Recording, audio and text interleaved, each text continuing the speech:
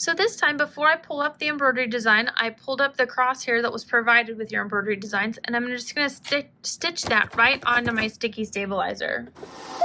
One thing I will caution you about when it comes to stitching this crosshair on the sticky stabilizer is keep in mind that whatever color thread you use, if your fabric you're stitching on top of it is lighter than that color of thread, this crosshair may show through to the back. We will remove a few stitches at the end from the back side so that we can pull out as much of this crosshair as possible, but just kind of keeping that in mind, I would use a little bit lighter shade of thread typically. I wanted you to be able to see this crosshair though. So from here, we're going to take our bag that we have folded at the opposite end, and we're going to use the crosshair this time to line up that fold.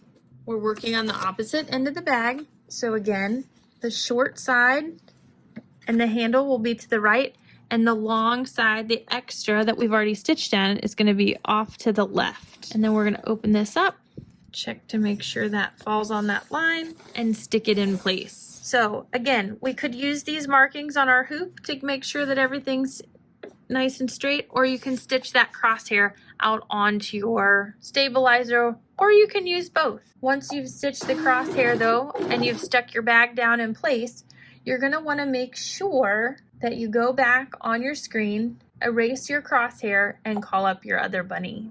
And we're going to stitch a placement stitch. From here, I'm going to cover up my bunny placement stitch with my applique fabric or my fur.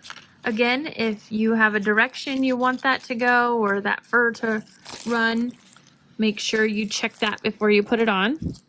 And then make sure you cover it up with another piece of that Dissolve Away or Waterworks. And then we're going to tack in place.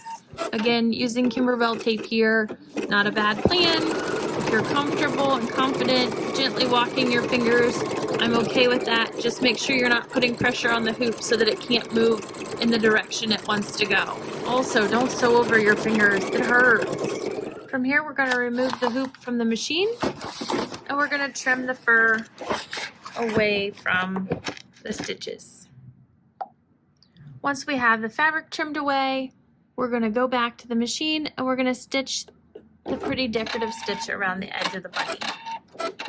From here, we're going to continue on with all the thread color changes like we did on the opposite side, following the directions step by step with each one of the color changes.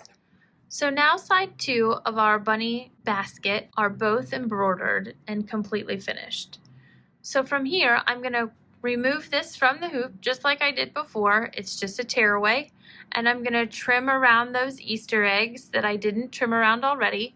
And from there, we're going to press everything nice and flat. Make sure that you're using a pressing cloth over top of those textured fabrics, including the glitter, to heat set that glue.